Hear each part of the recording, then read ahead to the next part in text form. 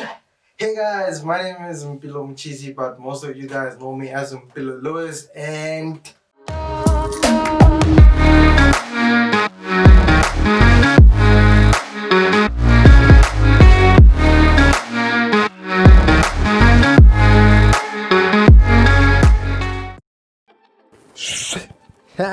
so guys, today I'm gonna be talking about the basic steps for you to set your camera, right? So if you're a beginner, if you're an amateur, if you're a professional and you don't know this, wow, you're never too old to learn something new.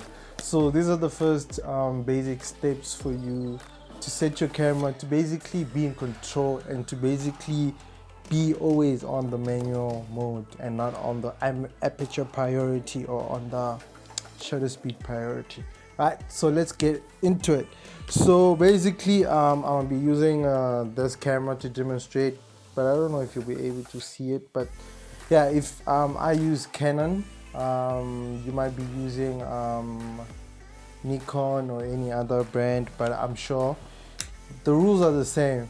So a camera basically consists of, let's say, about 5 or 3, okay, I don't know, let's just go straight into it.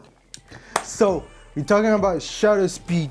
So shutter speed is basically the amount of light coming into your camera when you press the button. The button is called, when you press the button, it's basically gonna capture the amount of light coming into your camera. So how do you control, what's the use of a shutter speed?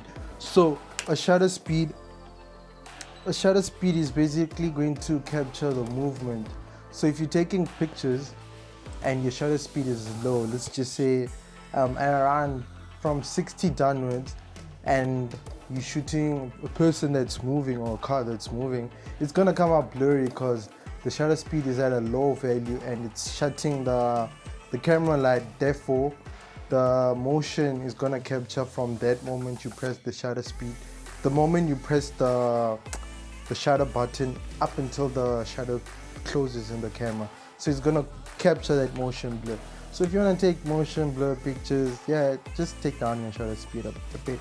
So if your shutter speed is way too high, therefore you're shooting like sports, you're shooting moving subjects, that's good for moving subjects. So it's gonna get your picture to stand still, it's gonna capture your image still and not with a blurry motion effect. So yeah, that's shutter speed. You shouldn't have any problem, you play around with it while taking pictures. After shutter speed, we go to your aperture. Aperture is blurry. It's your focal length. You can call it focal length, but to ease it down on those big words, aperture is basically how blurry your background is, right? So aperture actually goes vice versa. So if your aperture is really low, we therefore say your aperture is big, you're using a bigger aperture. But then if your aperture is really high, we therefore say you're using a small aperture. So yeah, don't get it twisted, just master that. But basically the lower you go, the more blurry background you get, and the higher you go, the more unblurry your background is. So yeah, you can play around with that. The aperture is not built in your camera, aperture is bought with the lens that you buy. So while buying out a lens, you should watch out for that f-stop, your focal length number. So they basically start from 1.2, I know a 1.2, I know a 1.8, and then your kit lens is a variable focal length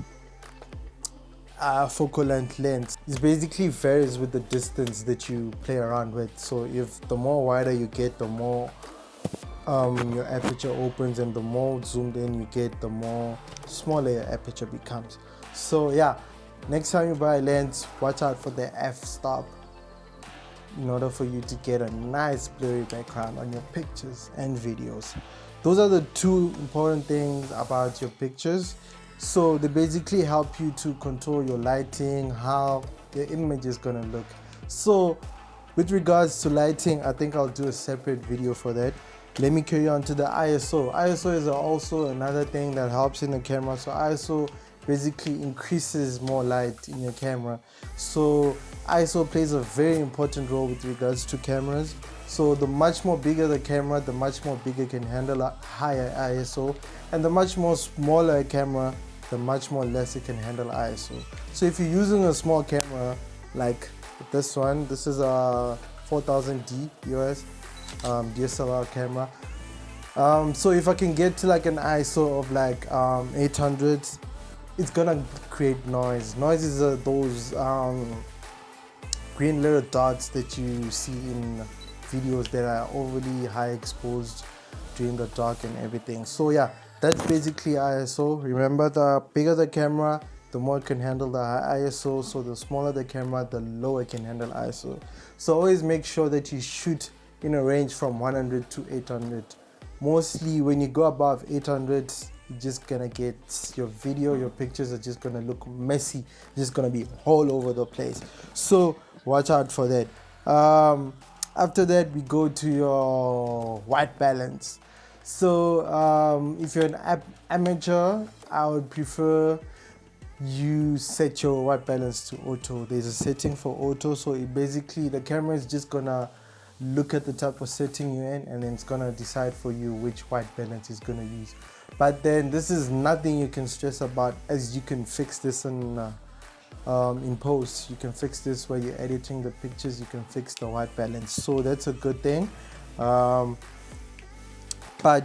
if you want to be more in control of your environment and your pictures, you'd have to release the white balance out of auto and into the manual, in order to be more control. Every time you go and shoot, just make sure that you look before you start shooting. Just make sure you point the camera towards the direction you want to shoot, or just the location in general, and play around with the different white balances. You got cloudy, you got shade, you got Tuscan light, you got all those other things, I think. So play around with them and see what suits you best. There is no basic rule about that, and yeah, you should basically get what you want to get out of it. And yeah, so what we talked about here was our shutter speed, was our focal length, was our white balance, was our iOS, and that's basically the basic stuff you need to know about setting your image in shooting photos and videos. But videos, that's a whole separate thing. I'ma shoot another video which gives you the basic rules of camera settings while shooting a video. I'll release that a little bit later on. But yeah, those are the so those are the basic settings that you need to know about a camera before you take a video or pictures. And yeah, thank you. I hope this wasn't long enough, and I hope it educated you. So yeah, remember to subscribe and like the video down below.